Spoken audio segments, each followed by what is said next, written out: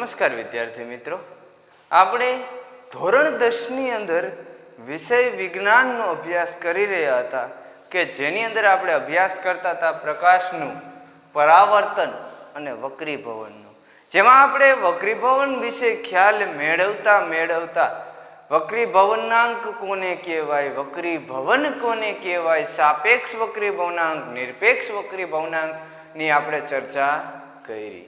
હવે આપણે આગળ જેવી રીતે પરાવર્તનની અંદર આપણે અરીસાની ચર્ચા કરી, ગોળીય અરીસાની ચર્ચા કરી, એવી જ રીતે હવે આપણો નેક્સ્ટ મુદ્દો છે ગોળીય લેન્સ.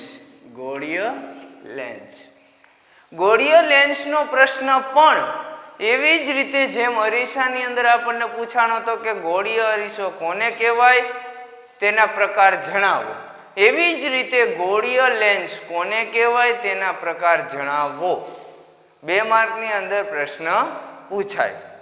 તો આપણે લખવાનું પણ એવી જ રીતે થાય જેમ ગોળીય અરીસામાં આપણે કીધું હતું કે એક પોલા ગોળાનો કોઈ એક વક્ર ભાગ, વક્રાકાર કટકો આપણે કાપીને લીધો છે અને એમાંથી આપણે એક બાજુની સપાટીને પરાવર્તક બનાવી છીએ, એટલે કે એકદમ પોલિશ કરી છે, અને બીજી બાજુની સપાટીને આપણે ઘટ કરી નાખી છીએ, એટલે કે અપારદર્શક કરી નાખી છીએ, તો આપણને અરીસો મળે. એવી જ રીતે કોઈ પોલો ગોળો હોય, હવે આની અંદર જે સપાટી રહી વક્રાકાર સપાટી પરાવર્તક નહીં હોય પણ કેવી હશે, વક્રીભવનકારક હશે, એટલે કે પારદર્શક સપાટી.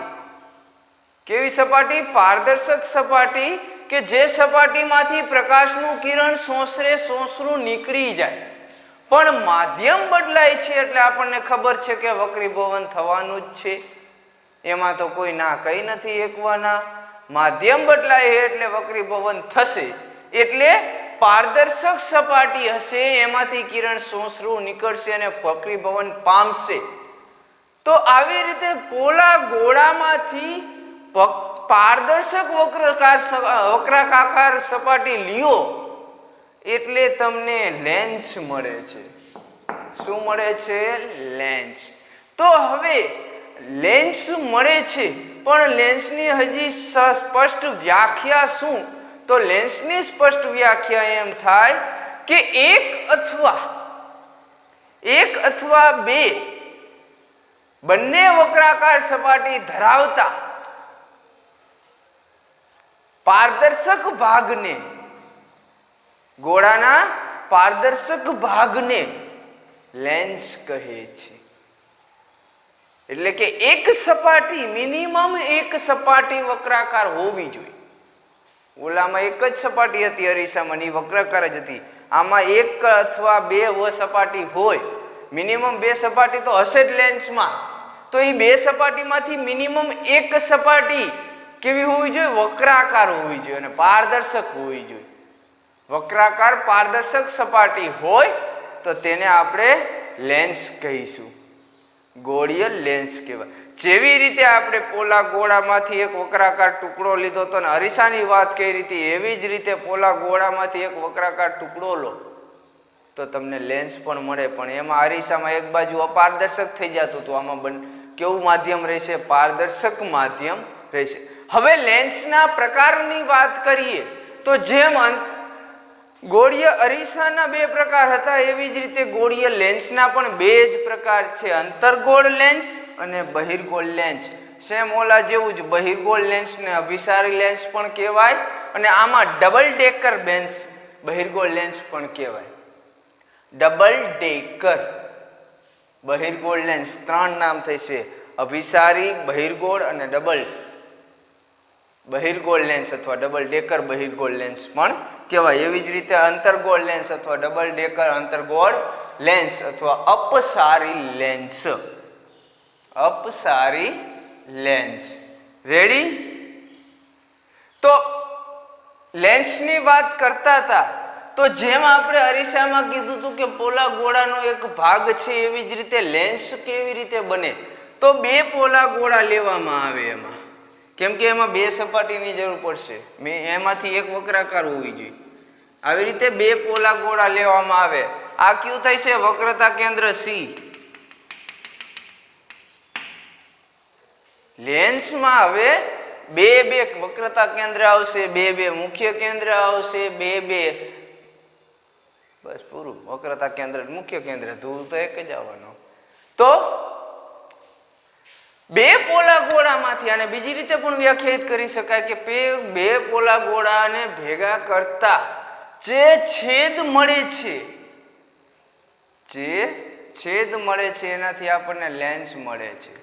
પણ એની વ્યાખ્યા આપણને સરખી કેવી રીતે સમજાય? તો કે એક અથવા બે વક્રાકાર પારદર્શક સપાટી ધરાવતા માધ્યમને અથવા તો લેન્સને ગોળીય લેન્સ કહે છે. એટલે કે ગોળીય લેન્સ બને છે. હવે જેમાં આપણે બહિર્ગોળ લેન્સની પહેલા વાત કરીએ, તો બહિર્ગોળ લેન્સની અંદર બે પોલા ગોળા લેવાના, એક અહીંયા મૂક્યો, એક અહીંયા મૂક્યો. બે એકબીજા ઉપર ચડી જાય, ઉપર છેદતા હોય એવા, એટલે કે અમુક ભાગ એકબીજાને છેદતો હોય એવી રીતે ગોઠવવાના, અને પછી જેટલા ભાગમાંથી છેદે એટલા ભાગને આમ કાપી નાખવાનું. આ ભાગ અહીંથી કપાઈ ગયો, આ ભાગ અહીંથી કપાઈ ગયો. રેડી? તો આટલો ભાગ કાપીને આપણે આ બાજુ લઈએ એટલે આ રીતની રચના થાય.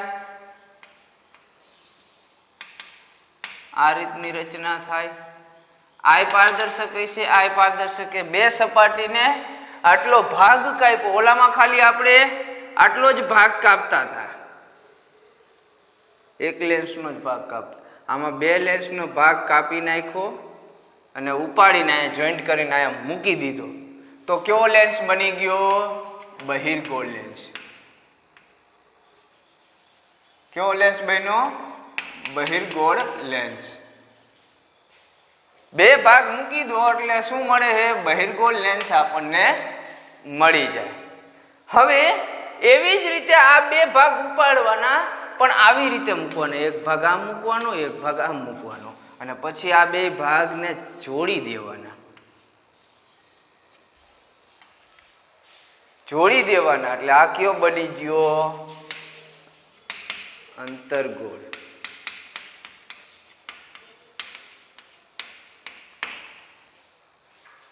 ઊંધા જોડો તો અંતર્ગોળ લેન્સ મળશે, સીધા જોડો તો બહિર્ગોળ લેન્સ મળશે.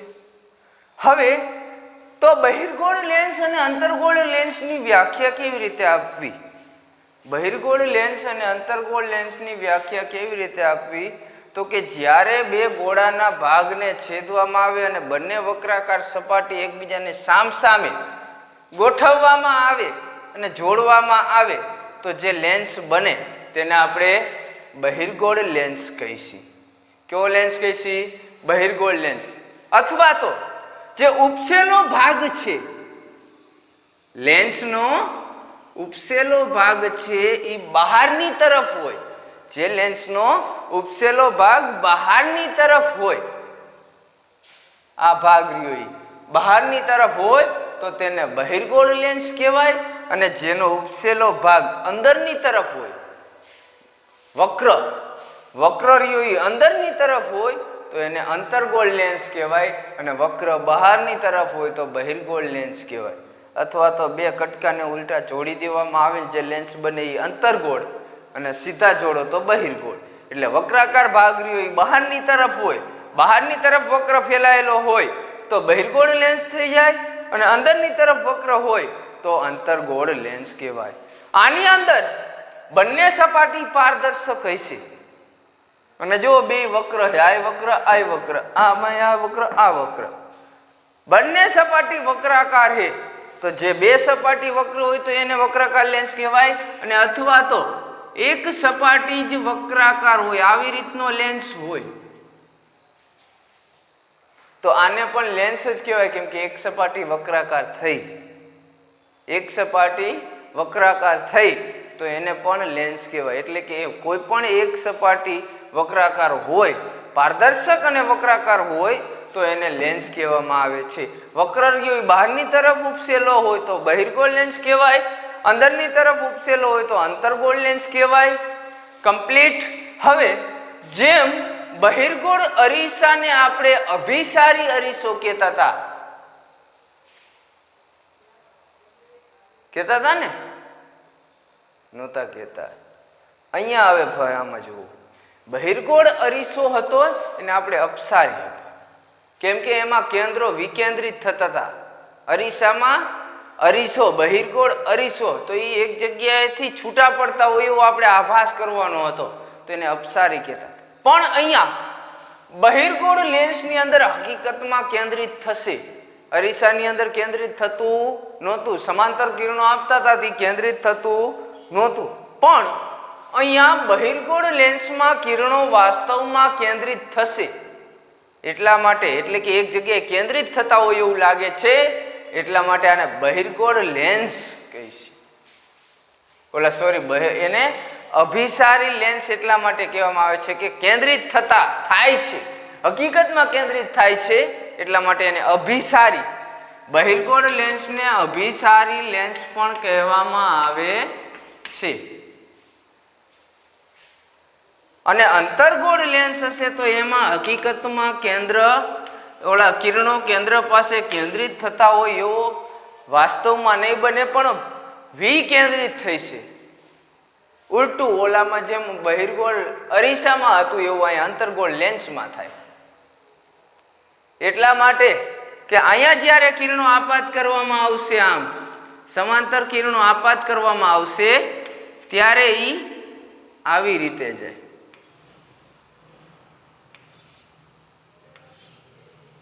તો અહીંયા જે રહ્યા આ કિરણો અહીંયા વિકેન્દ્રિત થતા હોય એવો આપણને ભાસ થાય, હકીકતમાં કિરણો નહીં થાય. અને આ લેન્સની અંદર, બહિર્ગોળ લેન્સની અંદર આવી રીતે કિરણો આપાત થઈ છે, હકીકતમાં કેન્દ્રિત થાય છે, જ્યારે અહીંયા હકીકતમાં કેન્દ્રિત થતા નથી. એટલે આને અભિસારી લેન્સ કહીશી, અને આમાં વિકેન્દ્રિત થતા હોય એવો ભાસ થાય છે એટલે આને અપસારી લેન્સ કહીશી. રેડી? કમ્પ્લીટ. તો હવે ફરીથી એક વખત બહિર્ગોળ લેન્સ, અંતર્ગોળ લેન્સ બંને જોઈ લ્યો. પ્રશ્ન આપણને એક જ છે કે ગોળીય લેન્સ એટલે શું, તેના પ્રકારો જણાવો. 2 માર્કમાં પૂછાય તો ખાલી ગોળીય લેન્સની વ્યાખ્યા આપીને 2 પ્રકાર આપી દો, કંઈ વાંધો નહીં.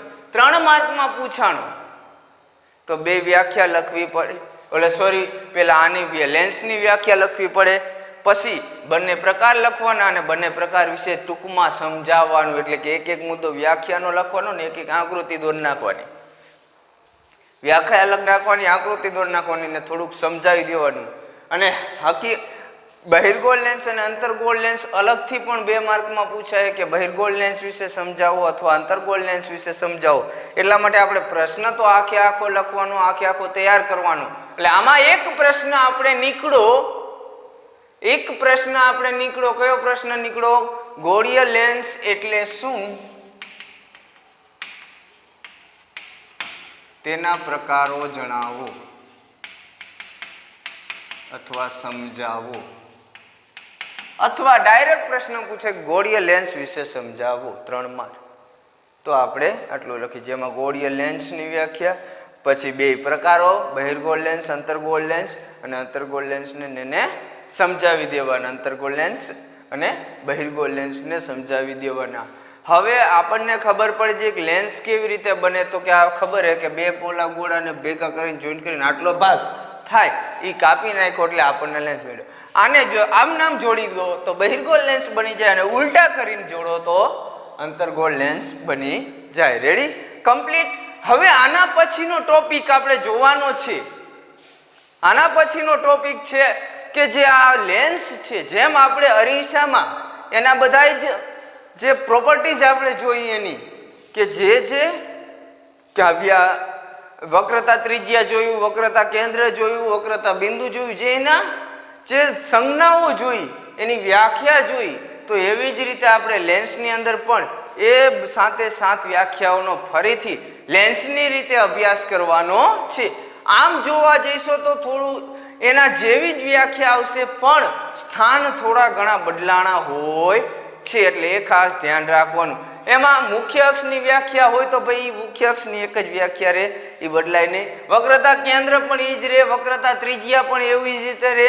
મુખ્ય કેન્દ્રની વ્યાખ્યા, બધાની વ્યાખ્યા તો એના જેમ જ રહેશે, પણ ફેરફાર એના સ્થાનમાં હશે, તો એ આપણે હવે પછી જોઈશું.